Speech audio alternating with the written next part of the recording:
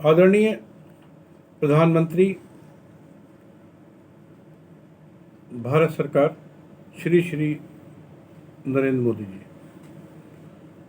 आदरणीय गृह मंत्री भारत सरकार श्री अमित शाह जी, आदरणीय कानून मंत्री भारत सरकार श्री रविशंकर प्रसाद जी, आदरणीय वित्त मंत्री भारत सरकार श्रीमती निर्मला सीतारमण जी, उत्तर प्रदेश के मुख्यमंत्री आदरणीय श्री योगी आदित्यनाथ जी,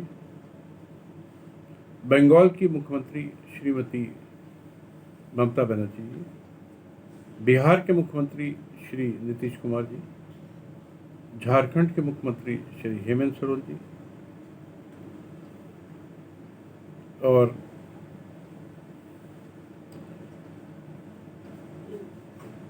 मैं आज आपका ध्यान देश के एक बड़े आर्थिक घोटाले की तरफ आकर्षित करना चाहता हूं, जिसकी वजह से मेरे देश की 1 करोड़ से अधिक जनता निवेश अपनी जीवन की जमा पूंजी, कुल जमा पूंजी निवेश कर बहुत ही गहरे आर्थिक संकट में फंस गई है। और उसका परिणाम यह है कि उसमें से अनेक लोगों ने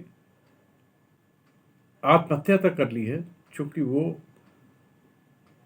इस तरीके के हालात को बर्दाश्त नहीं कर पाए। और आज भी हजारों लोग आत्महत्या के ही कागर पर हैं। हालत यह है कि उन्होंने अपना एक एक पैसा इस कंपनी में लगा दिया। अब उनके पास खाने को पैसा नहीं है, बच्चों की फीस देने का पैसा नहीं है, बीमारी का इलाज कराने का पैसा नहीं है, मकान मालिक का किराया देने का पैसा नहीं है, बिजली का बिल देने का पैसा नहीं है। तो आज मैं आपका ध्यान भारत के उन 1 करोड़ दुर्भाग्यशाली निवेशकों की तरफ आकर्षित करना चाहता हूं, जो मुख्यतः उत्तर प्रदेश, पश्चिम बंगाल, बिहार, झारखंड और छत्तीसगढ़ से हैं। वैसे तो पूरे भारत में ही है, लेकिन ज़्यादा संख्या इन राज्यों की है। इसलिए मैंने प्रधानमंत्री जी को और आदरणीय केंद्रीय मंत्रियों को संबोधित करने के साथ साथ आप लोगों को भी संबोधित किया है, क्योंकि आपके कार्यक्षेत्र के अंतर्गत ही ये मामला आता है। महोदय, मैं Ajay Tandon, advocate supreme court, राष्ट्रीय अध्यक्ष ईमानदार भारतीय पार्टी, और मैं इन 1 करोड़ दुर्भाग्यशाली निवेशकों के लिए रात दिन इनका पैसा दिलाने के लिए संघर्षरत हूँ। मेरा सिर्फ एक उद्देश्य है कि मैं इन 1 करोड़ घरों के दिए को दोबारा प्रज्वलित कर दूं, जो कि आर्थिक अंधकार में बुझ गए।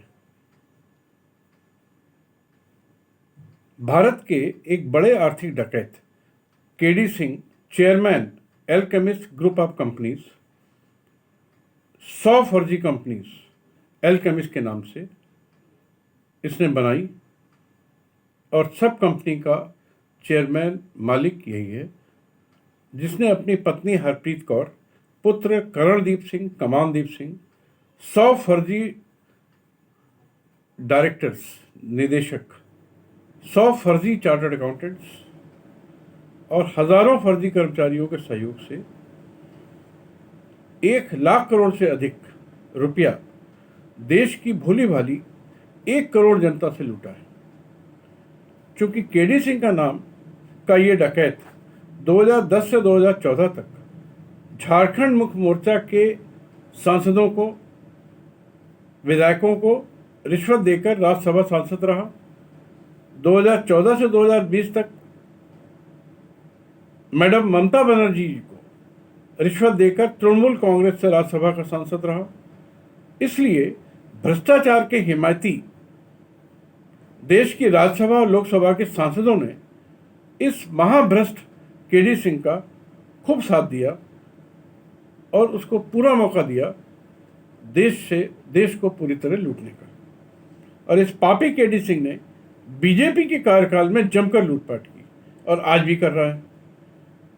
अभी ये सुना गया है कि केडी सिंह ने अपने पत्नी और बच्चों को विदेश में कहीं शिफ्ट कर दिया है और खुद भी विदेश भागने की तैयारी में है। मैंने कुछ समय पहले इलाहाबाद हाईकोर्ट से केडी सिंह सहित पारिवारिक सदस्यों और डायरेक्टर्स का पासपोर्ट जब्त करने का आदेश प्राप्त किया था।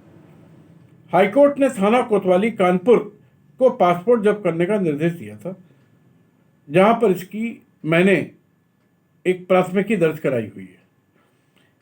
केडी सिंह की समस्त संपत्तियों का विवरण प्राप्त करने का आदेश पुलिस को दिया गया था, लेकिन इस आदेश को 10 माह हो गए। उत्तर प्रदेश की भ्रष्ट पुलिस, महानिकम्मी पुलिस ने ना तो पासपोर्ट जब्त किया है और ना ही संपत्तियों का विवरण ले पाए हैं।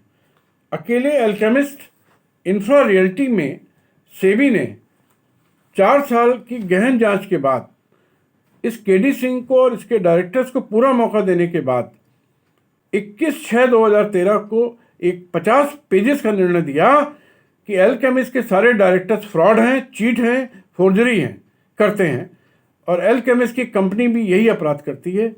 इन लोगों ने according to that judgement 2000 crore का फर्जीवाड़ा, लूट, गबन, छल कपट 15 लाख लोगों से किया और करके इकट्ठा किया। ये 2000 करोड़ की रकम जो 2013 में थी, आज 2020 में ये 5000 करोड़ की हो गई है। सेबी ने आदेश दिया था कि आप तत्काल इस रकम को मैं ब्याज के वापस करें। सेबी के बाद ये अपील में गए, सेबी की, वहाँ से हारे। इसके बाद ये माननीय सर्वोच्च न्यायालय में गए, वहाँ से हारे। सर्वोच्च न्यायालय ने कतई अपील खारिज कर दी। सर्वोच्च न्यायालय की अपील संख्या है 7924 एंड 7925 डेटेड 14/9/2014। उसके बाद इसको सारा पैसा वापस करना चाहिए था मैं ब्याज के, लेकिन नहीं किया। ये इतना बेशरम और इतना बड़ा फ्रॉड है और पता नहीं कौन कौन नेताओं का इसको समर्थन प्राप्त है कि ये न तो सेबी से की परवाह करता है, न सुप्रीम कोर्ट की परवाह करता है और लगातार फ्रॉड पे फ्रॉड किए जा रहा है। इसका एक और नमूना देखिए कि जब सेबी ने देखा ये पैसा नहीं वापस कर रहा, तो 2015 में सेबी ने दिल्ली की पटियाला कोर्ट में, जहां इसका रजिस्टर्ड ऑफिस है, वहां पर इसके खिलाफ प्रोसिक्यूशन का और अटैचमेंट ऑफ द प्रॉपर्टी का केस फाइल किया। 2015 से आज 2020 हो गई है। 5 साल में इस केडी सिंह जैसे महाभ्रष्ट डकैत ने एक भी कोई कार्रवाई नहीं होने दी और लगातार सिर्फ और सिर्फ तारीख पर तारीख। आज तक मैंने ऑर्डर शीट देखी है, पूरी क्लीन है, सिर्फ तारीख है। जुडिशरी की इज्जत होनी चाहिए, मैं भी कहता हूं, लेकिन ऐसी जुडिशरी की इज्जत कतई नहीं हो सकती है। ऐसे जज को तत्काल निलंबित कर देना चाहिए। इसी तरीके से आदेश एल्केमिस्ट होल्डिंग में सेबी द्वारा 2015 में दिया गया, 2014 में दिया गया। उसमें लूट की राशि 1000 करोड़, लूटे गए लोग 10 लाख। एल्केमिस्ट कैपिटल में सेबी द्वारा आदेश दिया गया 2015 में, लूट की राशि 1000 करोड़, लूटे गए 10 लाख। सेबी द्वारा सभी आदेशों की प्रतियां कॉर्पोरेट अफेयर मिनिस्टर, केंद्र सरकार, समस्त मुख्यमंत्रियों को भेजी गई और निवेदन किया कि केडी सिंह और समस्त निवेशकों के विरुद्ध आपराधिक मुकदमे दर्ज कराए जाएं और सभी एल्केमिस्ट कंपनियां फर्जी हैं, अतः इन्हें तत्काल बंद किया जाए। मैंने स्वयं साक्ष्यों के साथ 100 पन्नों की शिकायतें ऑनलाइन ऑफलाइन आदरणीय प्रधानमंत्री जी को, सभी केंद्रीय मंत्रियों को, सभी मुख्यमंत्रियों को, सभी राज्यपालों को, सभी सांसदों को, सभी विधायकों को, सभी पुलिस कमिश्नर्स को, सभी जिलाधिकारियों को, सीबीआई को, ईडी को, एसएफआईओ को, सीवीसी को मैं पुख्ता जांच के भेजी। सबको मैंने एक सुप्रीम कोर्ट का निर्णय दिनांक 12/11/2013, 68/2008, ललिता कुमारी बनाम उत्तर प्रदेश राज्य, जो 50 पन्ने का जजमेंट 40 पन्ने का इसलिए किया गया खाली कि 154 सीआरपीसी में एफआईआर लिखने के समय पुलिस बहुत हीलावाली करती है। तो बहस यही थी सुप्रीम कोर्ट के सामने कि पुलिस को संज्ञेय अपराधों के मामलों में सीधे एफआईआर लिखनी चाहिए या जांच करनी चाहिए। सुप्रीम कोर्ट ने सभी राज्यों के सॉलिसिटर जनरल को सुनने के बाद ये निर्णय दिया कि 154 के हिसाब से पुलिस को कोई इंक्वायरी करने का हक नहीं है, कोई इंक्वायरी नहीं कर सकती है पुलिस संज्ञेय अपराध के मामले में। तत्काल प्राथमिकी एफआईआर दर्ज होनी ही पड़ेगी। पुलिस का यह संवैधानिक कर्तव्य है, पुलिस को यह करना पड़ेगा, और जो पुलिस वाला ये नहीं करेगा उसको राज्य सरकारें निलंबित करें, दंडित करें, ऐसा उस निर्णय में लिखा है। मैंने अपने सारे करीब 5000 शिकायतें भेजी हैं और हर शिकायत के साथ ये निर्णय लगाया है। केंद्र सरकार की एडवाइजरी है 3 इसी आधार पर, 2013, 2014, 2015 में वो एडवाइजरी भी भेजी। इसके बावजूद सभी थानों में इस पापी राक्षस ने अपराध किए हैं, देश भर के सारे थानों में। उसका विवरण भी मैंने सारी अपनी एफआईआर में दिया है। लेकिन बड़े दुख का विषय है कि किसी मुख्यमंत्री ने कोई संज्ञान नहीं लिया, किसी आईएएस ने कोई संज्ञान नहीं लिया, किसी आईपीएस ने कोई संज्ञान नहीं लिया, किसी केंद्रीय मंत्री ने कोई संज्ञान नहीं लिया। ये सब अपने आप को देश के बहुत बड़े देशभक्त बनते हैं। बहुत दुख है मुझे इस बात का। शर्म आनी चाहिए ऐसे मुख्यमंत्रियों को, ऐसे केंद्रीय मंत्रियों को, ऐसे आईएएस को, ऐसे आईपीएस को। मैंने इसके अलावा 5000 पन्नों की एक पिटीशन भेजी कि इसकी 100 कंपनियों का फॉरेंसिक ऑडिट किया जाए, ताकि सारा इसके फ्रॉड ठीक से सामने आ जाए, कोर्ट के सामने पेश हो और इसको कड़ी से कड़ी सजा दिलाई जाए। एक भी आदेश नहीं किया गया। अरे महोदय, ये तो 1 करोड़ लोग लूटे हैं इसने, सहारा ने तो 25 करोड़ लोग लूटे हैं, और इसी तरीके की सारी कार्रवाई मैं सहारा में कर रहा हूं। लेकिन एक भी मंत्री, एक भी मुख्यमंत्री, एक भी आईएएस, एक भी आईपीएस, एक भी राज्यपाल, कोई भी कुछ भी गरीबों के लिए करने को तैयार नहीं है, कोई एक्शन लेने को तैयार नहीं है। लोग मर जाएं, इनकी सेहत पे कोई फर्क नहीं पड़ता है। ये बड़ी बड़ी बातें करते हैं, ये सिर्फ वोट लेते हैं और नोट लेते हैं। अपने आप को बहुत दावा करते हैं कि मैं बहुत बड़ा देशभक्त हूं। काहे के देशभक्त? देश की जनता मर रही है और आप इसी कमरों में आराम कर रहे हैं। मैंने इसके साथ साथ आईएएस और आईपीएस अधिकारियों के निलंबन के लिए देश भर के कानूनों के साथ, साक्ष्यों के साथ बहुत बड़ी पिटीशन पुनः अगेंस्ट सभी लोगों को भेजी। उस पर भी कोई कार्रवाई नहीं हुई। मेरी ये बात नहीं समझ में आती है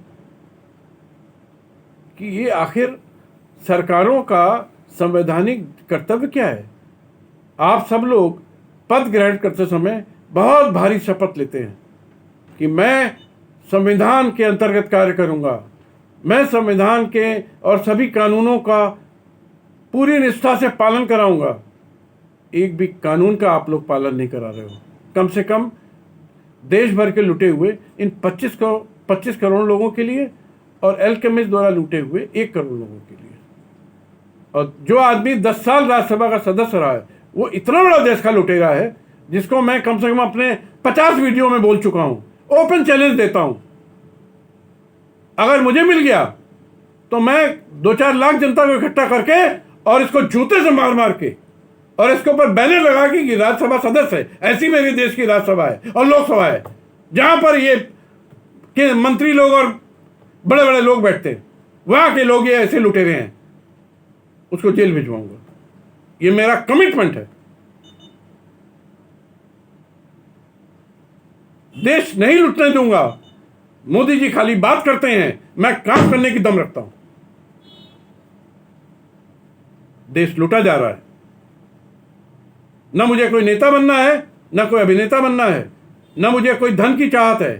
मेरी चाहत सिर्फ इतनी है कि इन गरीबों का पैसा दिलाइए, मैं ब्याज के दिलाइए, और इस केडी सिंह को आजीवन कारावास पूरे डायरेक्टर्स के साथ, पूरे परिवार के साथ, पूरे कर्मचारियों के साथ करवाइए, ताकि दूसरा केडी सिंह ना पैदा हो सके। धन्यवाद।